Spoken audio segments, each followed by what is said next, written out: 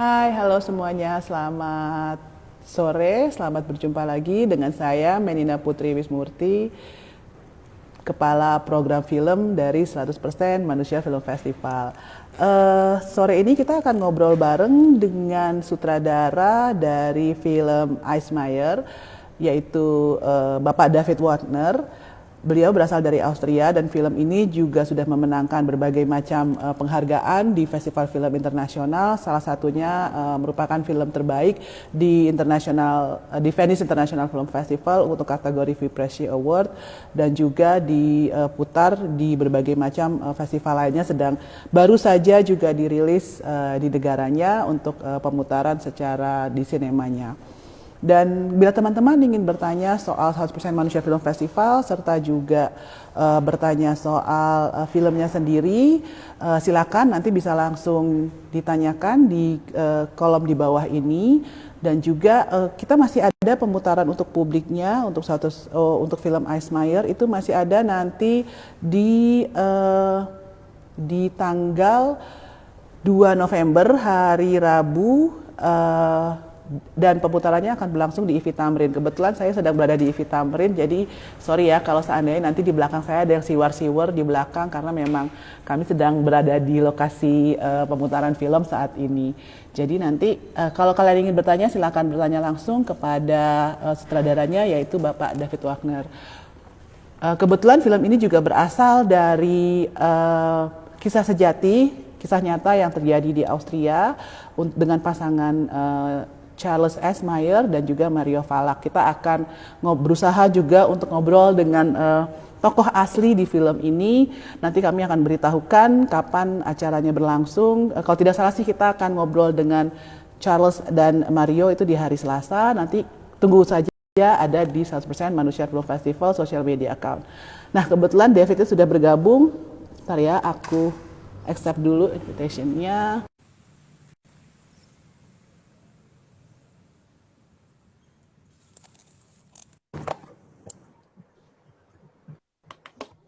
Hi David. Hey, Hey, wie geht's es dir? gut, danke, danke, schön. Alles gut, alles gut. Great, great. So thank you so much for participating with us here at Indonesia. And I guess this is not too early, I hope. No, this is perfect. I just had breakfast. I'm good. Great, thank you. So maybe you can introduce yourself first to our audience here. I'm just telling a little bit about the film and who you are, but it would be great to hear it from your part.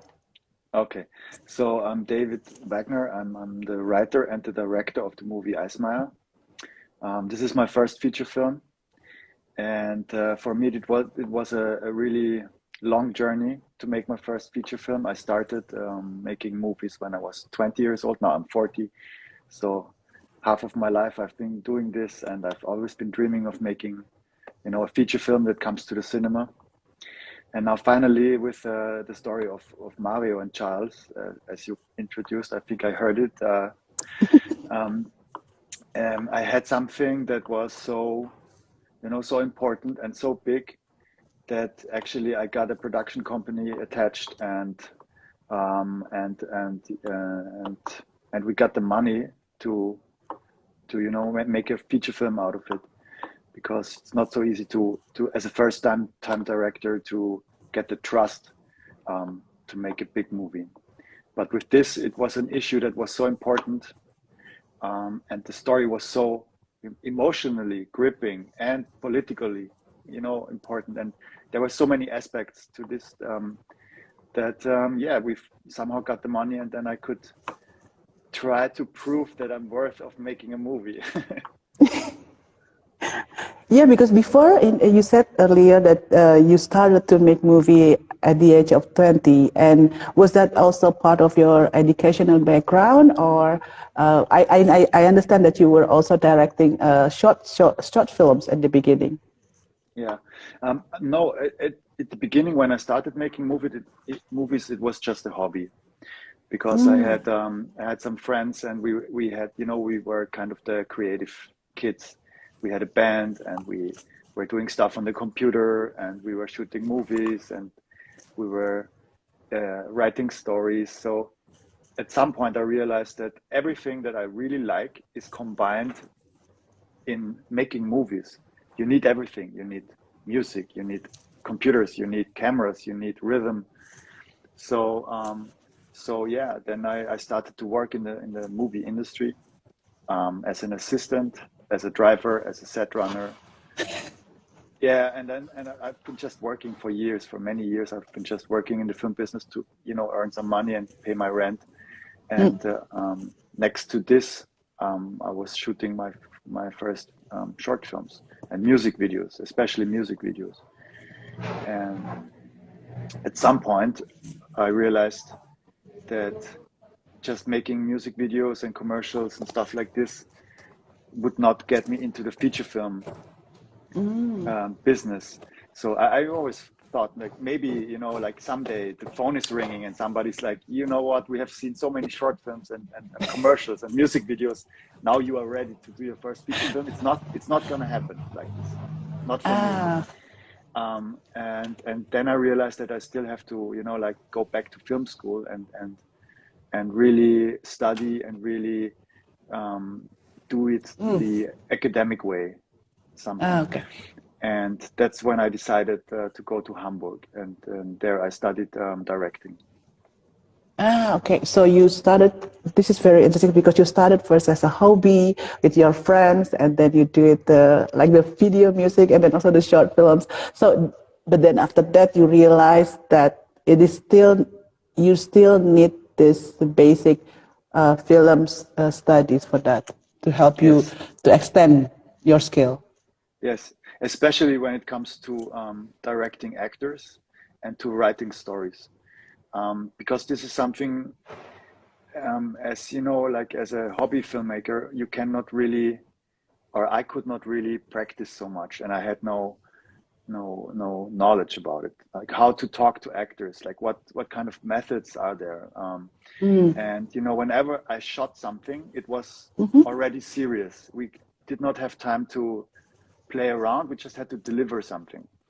But Okay. in film school, you can still, you know, experiment with stuff, and you have time to Yeah. just practice and make mistakes, and that was very, very important. And for me, this is still very enjoyable. Like now, I'm doing a lot of workshops with actors, and I enjoy it most because there I can be completely free to make mistakes, you know, and just see what's working out well or what's not working out. And this is very, very helpful for shooting movies in the end. Yeah, it's very also helpful to build the connection with the actors, especially when you try to create something that based on the true story. How long actually did it take you to finally able to make Eismayer? For I mean, with the whole production, writing, Hmm. talking with the couple. Yeah, it was I would say it was 4.5 years, a Oh little bit more wow! than 4 years. So actually, it's, you know, it sounds a lot, but it's actually not so much time, because I was writing the script for over a year. So and then we started with the whole pre-production, and we finished 4 years later. So it was, yeah, a little bit more than 4 years. And how did what makes you decided to take this story Mm, and put it in the big screen? yeah. Um, the, the the point when I decided to really do Eismayer as my first feature film was after I met him in real life and talked to him. And when I went home that night after talking to him for, or it was not so much talking from my side, it was more listening, you know, to his stories and his life, and getting to know him and Mario, Yeah, that I felt that I've heard so many things that fascinated me and that inspired me, that I really was burning for this idea, you know, like I was full of pictures and full of creativity. And yeah, I think that's the point when I knew that I really, I'm gonna go 100% now and do the movie. And that's why you make you said earlier that you make your own film production company, the Golden Girls. Is that why? It's not my film production company. Ah, okay. So it's not your film. Okay, No, no, but it's the film production company of a good friend of Arash, and I knew that when I am shooting my first film, I need I need friends to help me, right? I need some kind of family, film family, to you to feel safe and to feel understood. And Arash is like a big brother for me, and it's it, Aras I know. Teriyahi, isn't it? Yes, yes. Yes, we screen also his film and in my other film festival, and we talked with Arash actually Yeah, last year, it's this last guy. June. Yeah. Oh, it's Yeah, this guy. Okay. it's this guy. Yeah, I Right. love him. Yeah, yeah, and so you can understand why I want to work with him, Yeah. right? Yes, I understand. Yeah, yeah, and that's why I chose the Golden Girls, because I had actually I had some options also in Germany, like big production companies like Constantin Film or Gaumont Film. They also wrote to me, and they were interested in the story, but it would have been a different movie with them. So, and it's a very Austrian story. So I needed it to be based in Austria. The whole production had to be based in Austria and not Germany. You cannot make a German movie out of it. I think it just will not work that way. But it is very interesting when you say this is a very Austrian film because there is a person at the Austrian embassy here. He informed us that one of his colleagues was actually under Eismayer during the military school. So I just learned also that apparently there is an obligation to join military for men in Austria. So yeah, so he was very keen and interested to know how the film's shown in Indonesia. So Hmm. Yeah, that's the story you hear every time I say Eismayer. There is one person in the room who was in the really, army and who knows him. Yeah, every time. so he is very very super duper famous. He's in the army, and in Austria he's really famous. And I'm also curious if we can see that in the sales of the tickets, in the cinema. Like if there are a lot of people going to the cinema because they just know the Eismayer. So right now the film is being screened in Austria. Yeah, it started on Friday. The release was on Friday. Yeah. Okay, and how was the response so far? So far the response is amazing. It's really amazing. I mean, you have a lot of people that love the movie and say thank you. And then you have some people who say they don't even want to watch the movie because they hate Eismayer, and they think that this guy is a sadist, and that you shouldn't give him you shouldn't give him a movie or exposure like this. So it's kind of polarizing because Charles Eismayer has been really a really tough instructor, and I think that Yeah, many young soldiers also had to suffer. because of him. Yeah, because of him. Yeah, Ah, it's okay. So it's a not a kind of a angel. He's a very polarizing and ambivalent character, and I can understand. I was in the army too, and it's just not funny. It's just really not funny to be there, even in Austria, even in a small country that's not threatened by war. Uh, as a young man at the age of 18 or 19, you're yeah. really scared.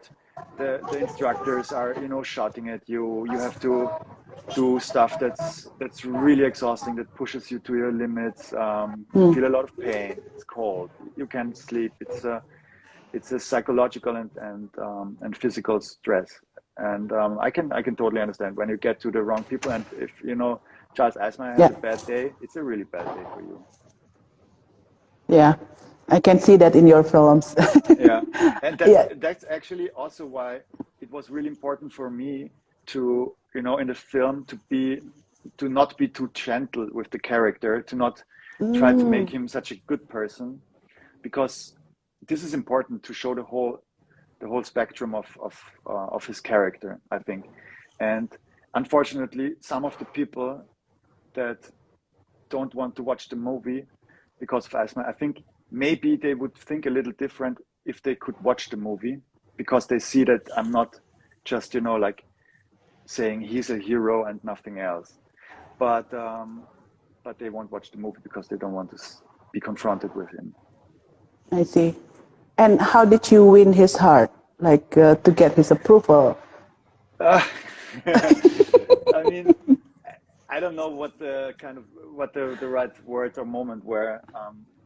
You probably would have to ask him. But I think what was really important was that I was not going there and telling him, okay, you know what, I need your signature here because I'm gonna do the movie like this and this and this.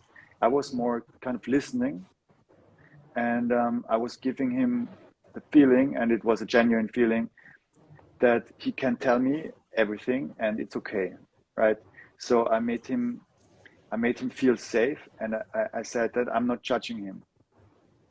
And so there was this kind of atmosphere of trust that we established, and then he was really telling me everything.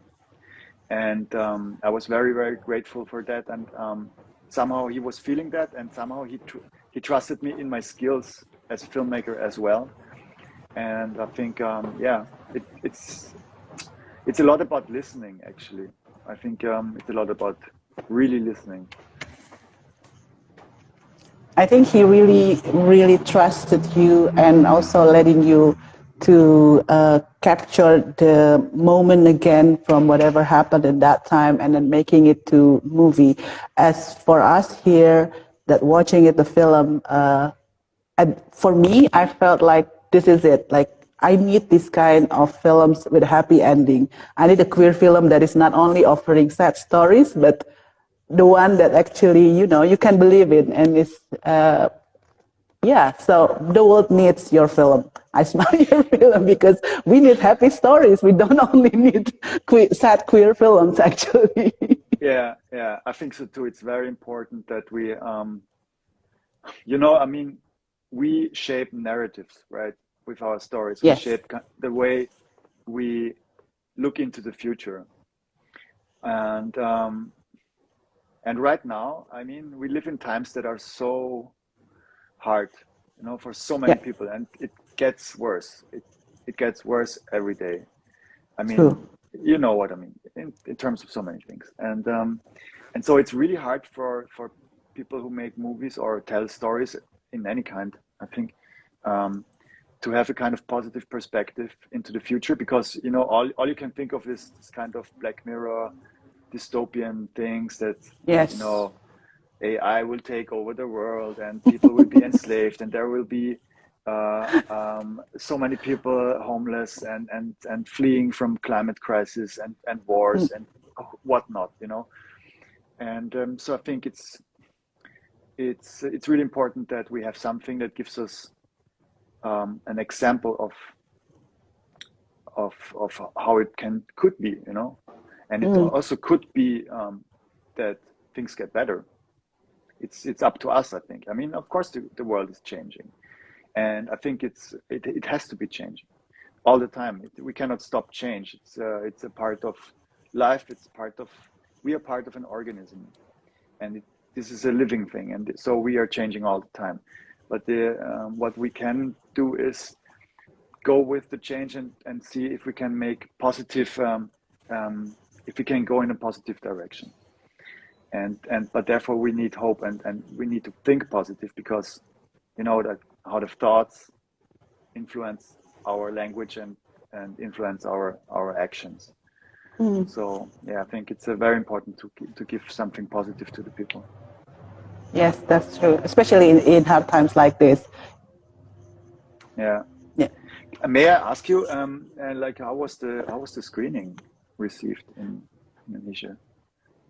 The screening went well, actually. Well, at the beginning, some of the audience in the opening, they were like surprised, because they were usually consumed with very sad queer films, and this one, at the beginning they were already expecting, oh, it's gonna end bad, but then it's not. And then they were just like, oh, this is too good to be true, isn't it? Is this really a real story? and then and then at the end, you can see at the credit titles, you saw the real photos of their wedding and everything, and they were just like, it's a real story, so this is could happen Hmm. actually. So it's like Hmm. there is a hope. So and I'm also I was excited to see the changes of the mood from the audience, and some of them were just like thinking, is everything real? Like, is he really got the cancer, or is just the Hmm. director adding it for a dramatization or something like that? So this is my Hmm. next question to you. So Hmm. how much from the story that you portrayed in Eismayer there is it really true all of the stories, or of course there are maybe some other part that you should add? Yeah. Hmm. I mean, a lot of in the movie is true, um, and it's mostly the parts where you would think that I made them up.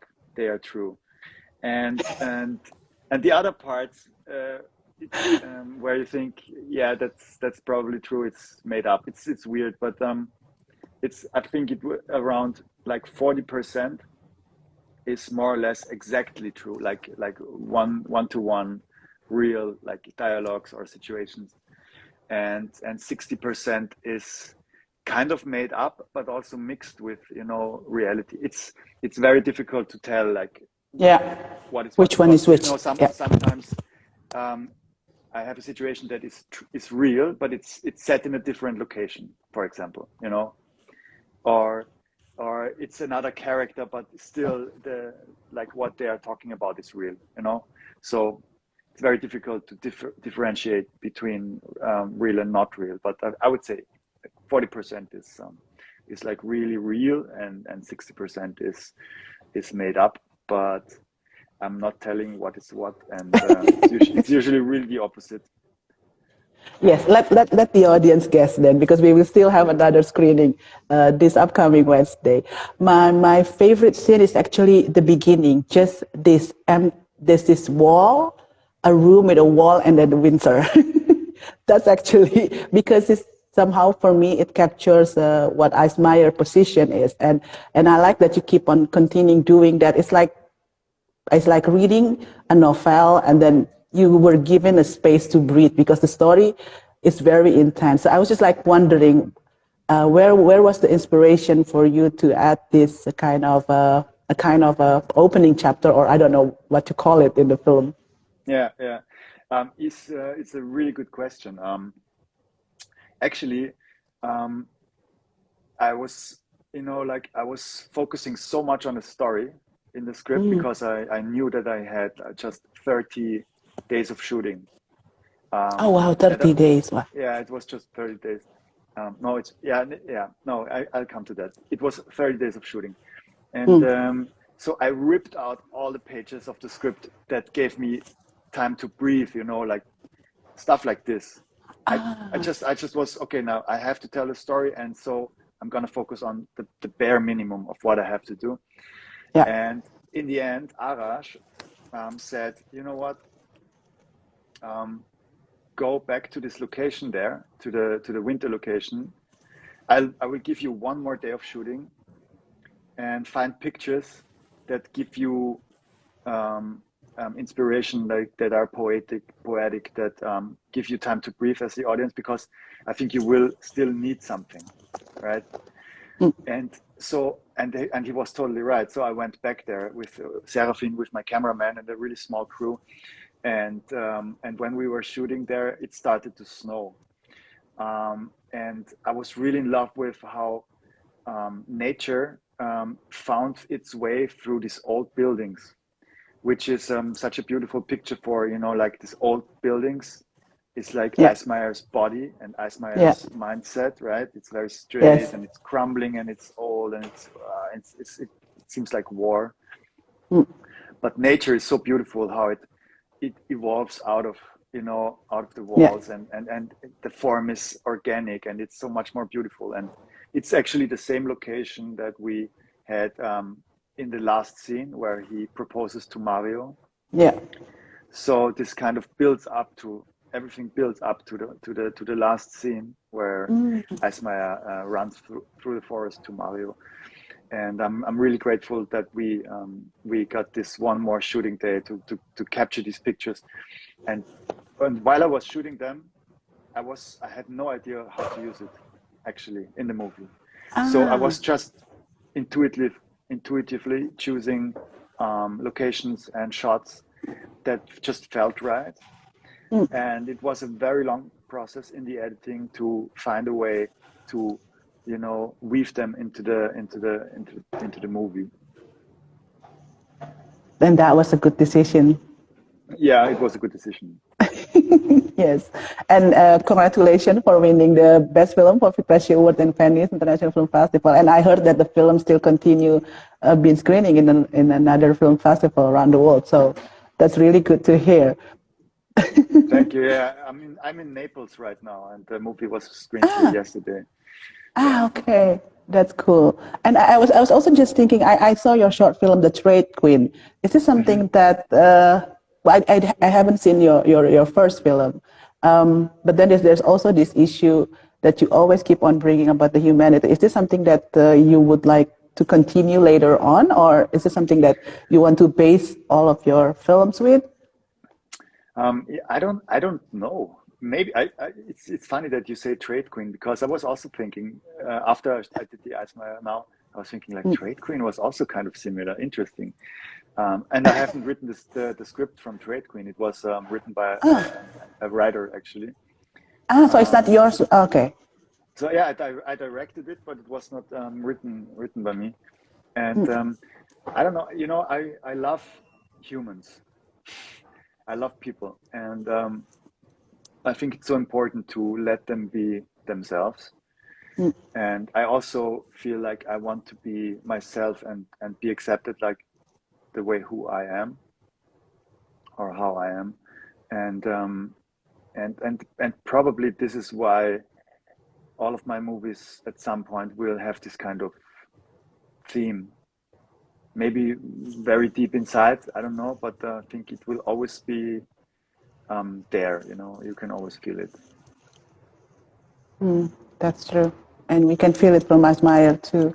And and my next question would be can you how can you how should I say get all the cast, for example, like Gerhard Liebman.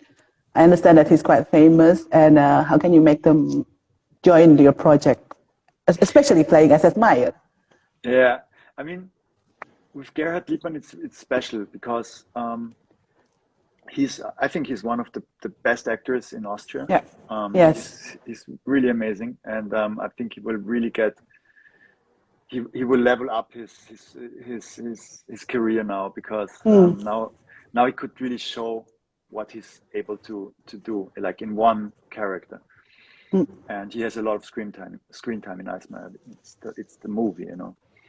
Um, and with him, it was like when I saw his reel where he's playing different roles in different movies, and most of the time he's not the lead actor. He's kind of a side Like the character. sidekick guy, yeah. Yeah, but I think he always was the best actor in the scene. Yeah, Whenever, the whichever scene stealer it was, scene. yeah, he was the stealer, Yes, and he was a stealer. and and and and and I saw so many aspects and colors and in him that Yeah, I knew that this is the right actor for the Eisner because not even that he looks a little bit similar like Eismayer, but like he can that's play the true. tough guy, he can play the soft guy, he can play so many. He's just really, he is really connected to his emotions, and he's a very, very precise actor. So for me, it was like that. I want Gerhard Liebmann. This was my only hope was to get him as the Eismayer, and I knew that when he jumped on my train, I would be safe, right? So this was like the number one priority. And so, if you go to an actor who really wants to do something great and really wants to show what he can do with a script like Eismayer, um, of course he's interested, right? So, so the script was for him was something I think he really wanted to do from the beginning, and also he just had to check me out if I'm the right guy to direct the movie. because of course he has to trust me a lot also when he will work together with me. And but pretty soon we realized that, you know, like we were the first meeting we had was we were hiking in the mountains for 5 days together, and we basically were just hiking on a trail like 8 hours a day, not speaking very much. And in the evening, we were sitting there with the script and reading the script together. And he read the script to me, and he read his role, and we talked about it. And so we realized that it's really fun working together. And that's how I knew that he was the right guy for this role. Yeah, I think I saw him the last time was in what's the name? Einerstadt, Such einen Mörder or something like that. Mm-hmm. Yeah. So and most of his film is quite similar character, but not really like Eismayer. As you said, it's a sidekick, but not really like the leading role. So I was surprised when I saw it in your film, and then I was like, oh, okay, wow. So now the stealers of the scene is going to be the main character. Yeah.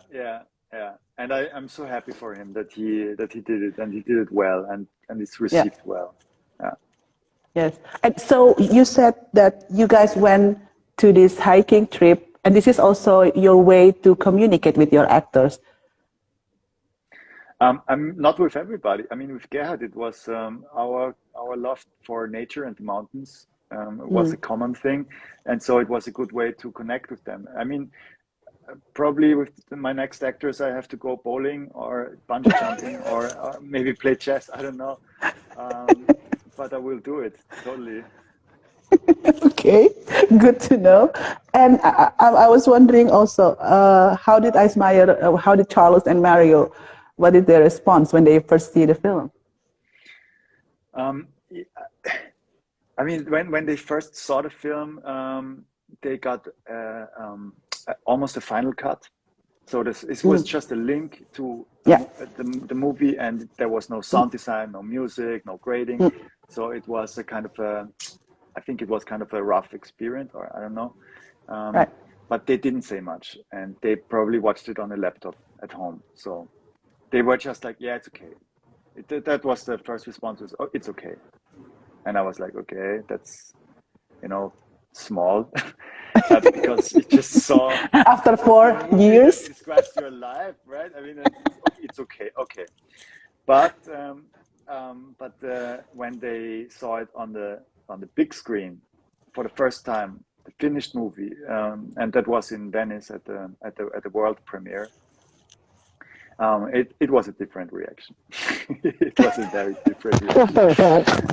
Yeah, I mean, like the audience, they just stood up, and there were standing ovations, like minutes of standing ovations, and they applauded, and everybody turned to Charles and to Mario, not to me, not to the producers, to them, you know. And then they stood up, and they, you know, because they're soldiers, the only thing they can do in such a situation is they saluted to the audience. Oh my goodness. Yeah, and then they cried, you know. Oh, that's so sweet. It's so, yeah, I was really emotionally also very touched, and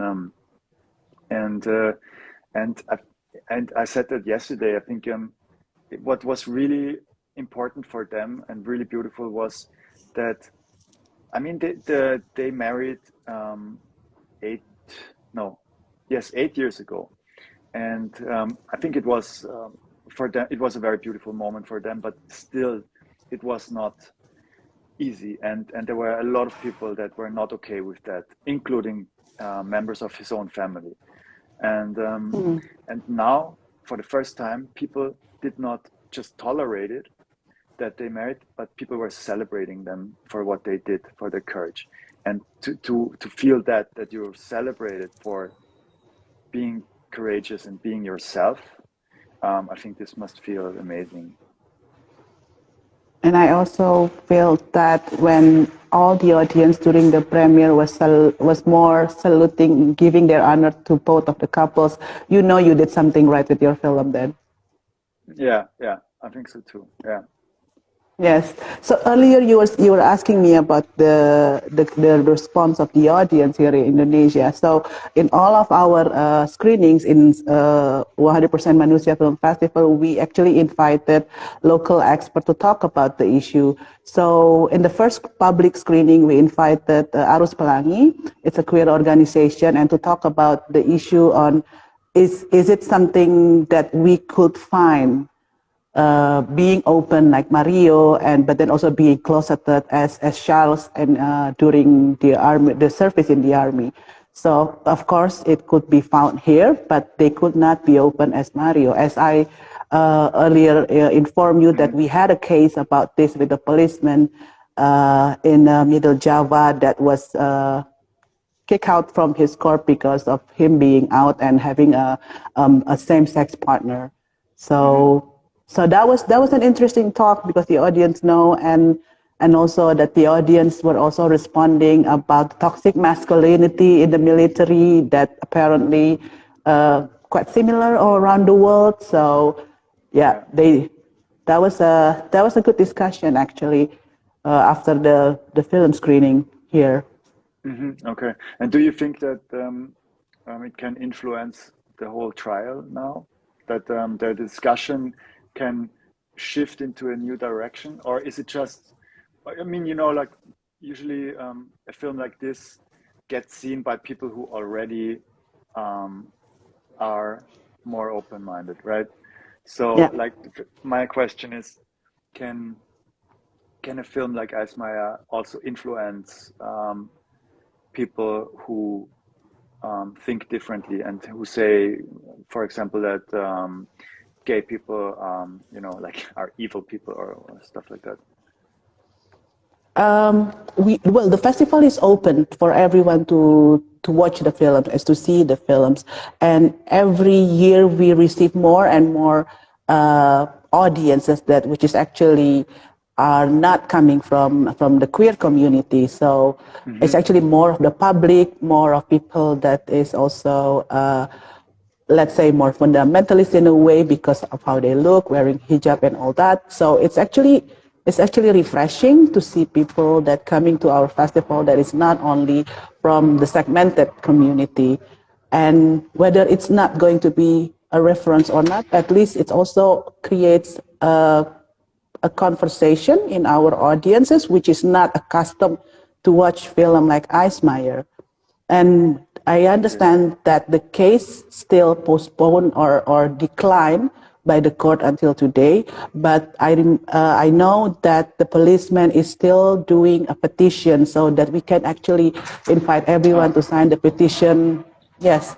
So this is what we do also, so that the people who watch After Eismayer can also look for the story, because here not everybody knows about the case of the policeman being kicked out of the from the corpse. And every screening of Eismayer, I keep on telling them that we have a similar film like this, but in another direction. It doesn't have an happy ending, but this is a true story also, and it's a documentary. So most of them, well, they already booked the online screening, and then they will go to the offline screening of that film. So I'm also excited to see their response actually. yeah, that's so cool. That's such a great idea. That's such a great idea. That's exactly what I hoped to achieve with the movie, actually. And do you already have something for the next movie? Um, I know it's too early to ask. it's early. It's early to ask, right? No, I don't have. I have some. I have not some. I have a lot of ideas actually for movies, series, whatever. But I'm trying to, to take a break and to just see what's really important to me next and what's out there and what wants to be made.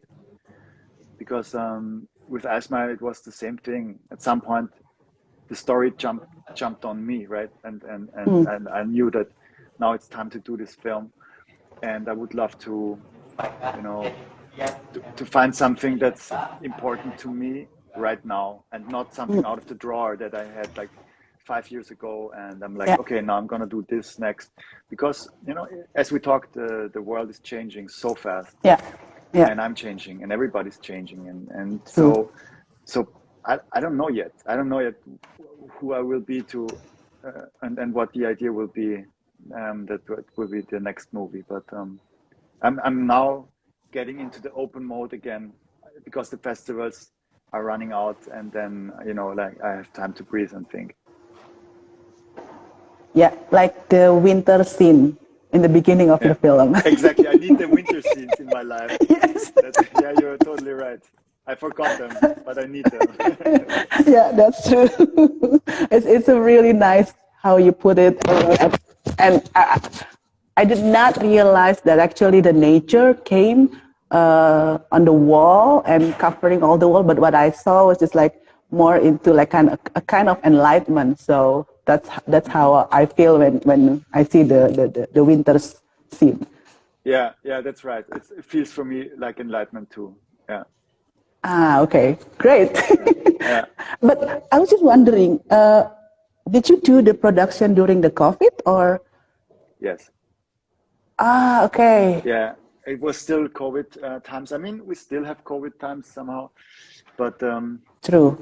but um, but in Austria we had waves that, like everywhere probably, that Yeah. went up and down and up and down. So it was really a kind of a. We knew that in fall, in autumn there will be another wave. So we had to shoot in summer, Okay.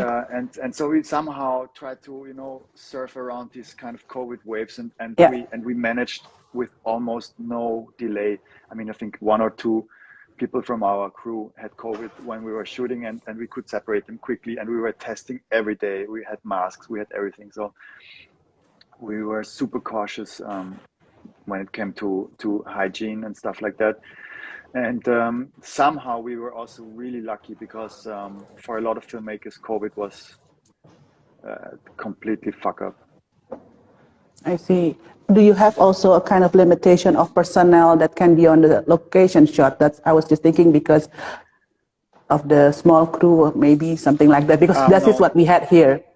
no, we didn't have that. No, and we needed so many people because we I mean, you saw the scenes with all the Yeah. soldiers and this costume department, the art department, the lighting department. It's all together. We were so many people on set, also in the barracks at the military, and they also are very cautious about COVID because if COVID breaks out in the Yeah. barracks, it's really bad because it's spreading very fast, very quickly.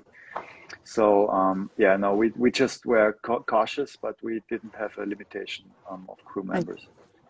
okay. Was that the biggest challenge that you faced during the production, or do you think other Uh, challenges I mean, besides funding? yeah, I mean, this is kind of these are the production challenges, right? And Right. I'm as a director, I had very different kinds of challenges personally and dramaturg. How do you say story wise and acting wise and camera wise, blocking and all these kinds of things. But production wise, a big challenge was also how to get the military to cooperate with us because as you can also see in the movie, it's not a movie they like right away because You have to how invest. yeah, I mean the language and how they the instructors are with the young soldiers. I mean that's all stuff they don't want to see, and so it took a while until they finally said they would cooperate with us. But yeah, at that point when they cooperated, it worked really well because they are used to, you know, they they give orders and then it Yeah. works, right? Whatever you need, you just have to give them a list of stuff, cars, uniforms, weapons, whatever, and then they give it to you until the next day or whatever is the plan. So that worked really well. It was just a matter of to get the officials and the heads of the ministry to accept the cooperation. But we managed that.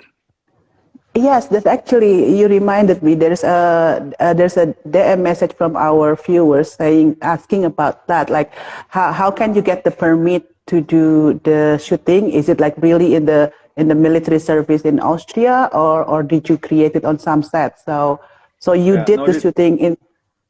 yeah, we were actually on the original locations, and we were shooting Ah, really in the barracks where Eismayer was still working. So every oh morning when we wow. came to the barracks, the first thing was that Eismayer was standing there with a cigarette and said, "Good morning," and we drove in, which was also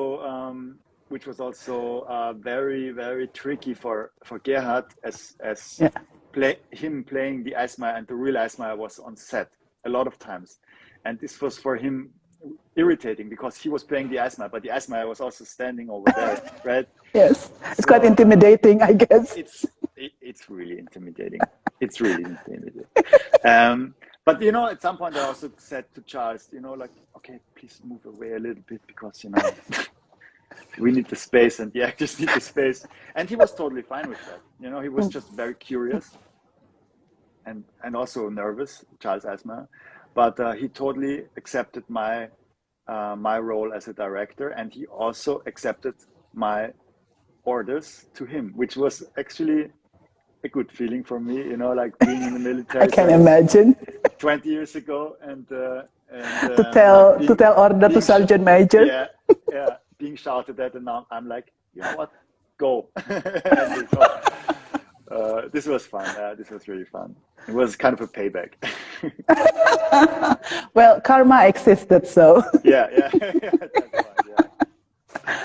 Okay. So everything was actually in the real place, and then also the fact that Charles and Mario are still serving in the country. Hmm. Yeah. Oh, they are still working for the military. Wow. Yeah, I That's, mean yeah. Charles retired in May this year, so now Ah. he's retired. But when we were shooting, he was still working there. Oh my God. I can only imagine the energy of the place to have the real characters and the people who plays No, him. it was really intense. Also for me, like being back to the army was really it's It's it not something feels you're looking for. no, it's not something I'm looking for. But I'm looking for it to be in my movie because the atmosphere True. there is exactly what I wanted, because there's many people that will watch the film who served in the army, and until now all of them said it's very well captured. They totally had a backflash, and they think it's like 100% authentic. So that was very important to me.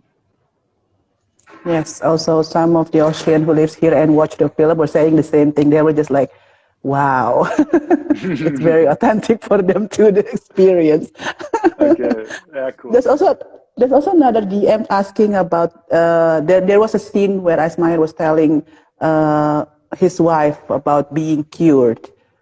So Hmm. some of the audience were actually surprised to have this kind of treatment are also happening in Austria, like to send Hmm. someone to some place to get cured from Yeah, them being gay or being queer. Because yeah. this is, because for our audience, it's only something that existed in Indonesia, where someone just sent to a religious school, or like doing a serviam, or doing a Muslim kind of a school just to be cured. Yeah, I mean, uh, the way Eismayer talks about it is a little bit different because it's not a camp or something. It's not a conversion camp or something like that. Mm, He's just repeating the words that his parents used when they were talking about his sexuality. yeah. But I mean, they put him to the army to become a real man, right? Mm, So it was kind of a conversion camp, but they just made sure that like somebody takes care of it. And yeah, and I think it's interesting because the whole scene you were talking about, where he tells his wife that he's gay, it was more or less the original dialogue oh wow. I had written down from Eismayer when he talked to me about it. So these were really 100% just his words. I just edited it, but it Wow. was really his. It was his the way he said it, and I think that's so. That also tells us a lot that he's still using the word healed for himself, right? So Mm. this kind of thinking that it's a sickness and it's Yeah. uh, it's not how it's supposed to be is Mm. still in his words. And Yeah. even now, it's still in his words. So the conflict is not completely solved yet, and it will never be. Yes. Wow, yeah, because most of the audience were surprised to see this word being used, and then also to know that the reality of being cured is also, or healed is also something that every queer person have to do in another part of the world. So Mm. this is something like, yeah, it's very also amazed to them to know this kind of facts. But I don't know whether there is some kind of practice that still, I don't know, it's not a practice basically, it's just maybe a view or perspective from old parents about their kids that's still happening right now, like that in Austria or other part of the world. Do you think it is still happening? I mean, here for sure, but I don't know in Austria. Um, I mean, there's a big difference between the rural areas and the cities. Mm. So in the bigger cities, I think I think no, it's not happening so much. But Okay. the more you go out to the countryside, Yeah. and the more you are in a kind of conservative world, I think it's still happening. It is. I mean, it was really interesting for me to be on different screenings in Austria now.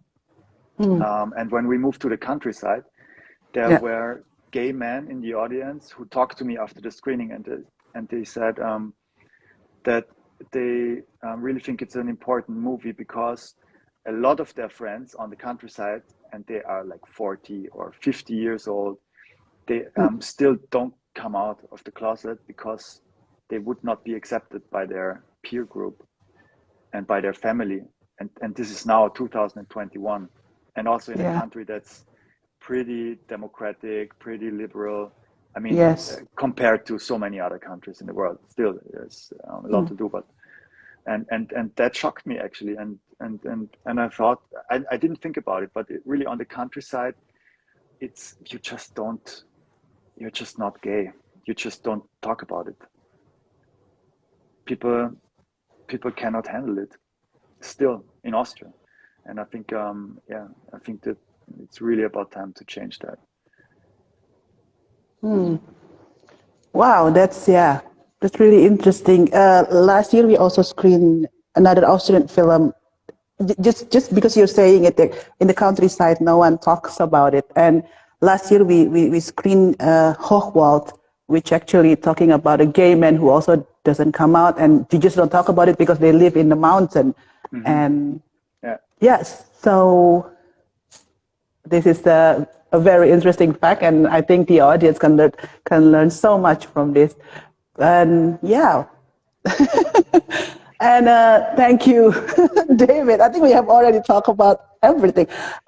Maybe you want to ask something, or you want to say something to the audience here, because we will still have the screening of your film here in on Wednesday actually. Yeah. Um, I mean, all I can say is that I'm extremely honored that not only you show the movie, which is already great, but also that it's at a time where it could have a political impact or an impact on society, and maybe like help one person at least, and this is something that amazes me a lot and touches me very much because when you make movies, you sit on your laptop a lot. You are in a bubble of filmmakers, and so everything can feel like a fantasy. And at some point, not only one point, I was asking me a lot of times actually, like, does it make sense to make movies? Does it help anybody? Does it? I mean, is it just egoistic to sit there and write stories and edit stories and then screen stories? Because I could also, like help people with my hands, right? Like I don't know, there are a lot of other ways to help and make the world a better place.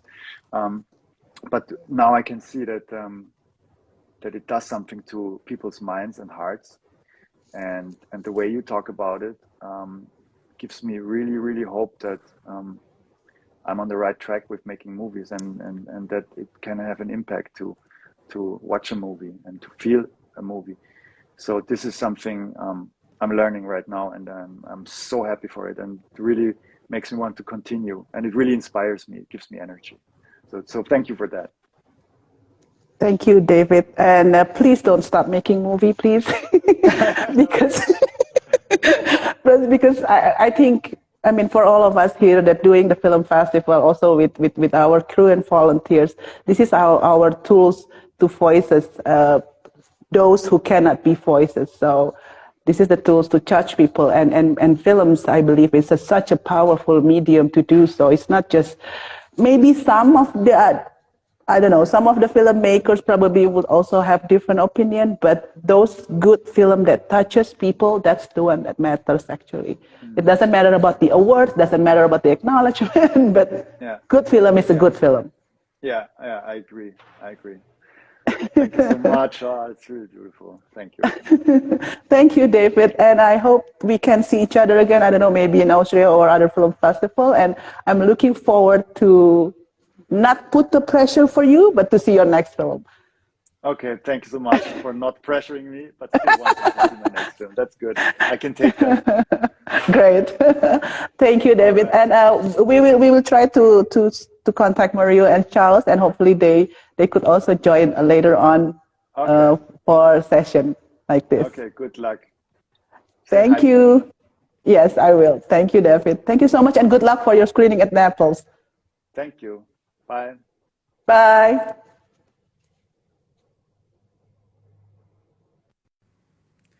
So, yes, teman-teman semua, tadi obrolan kita sejam bersama David Wagner, sutradara dari film Eismayer.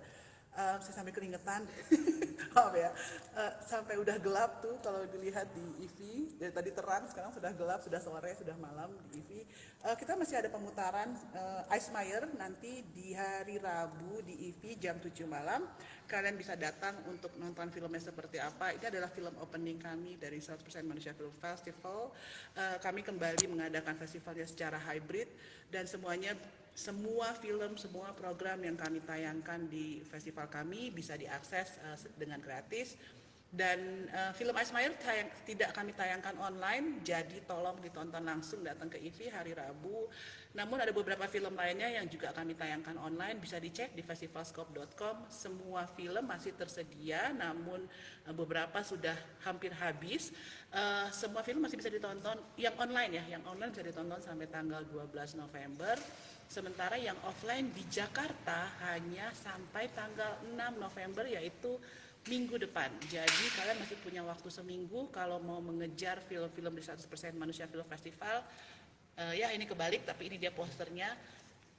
Bisa nonton kalian, kalau di Jakarta venue-nya ada di Goethe Institute, di Goethe House, dan di Erasmus Huis, dan di Institut Fransi Indonesia, serta ada di Kedutaan Austria pada tanggal 4 November hari Jumat, dan ada di Kekini Coworking pada hari Sabtu.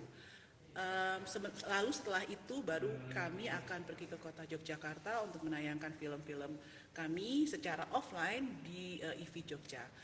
Sampai ketemu nanti di acara Instagram Live 100% Film Chat Instagram Live selanjutnya nanti malam jam 7:30 bersama Festival Director kami Renda Cuaca dan sutradara dari film Laughter Martin Laroche.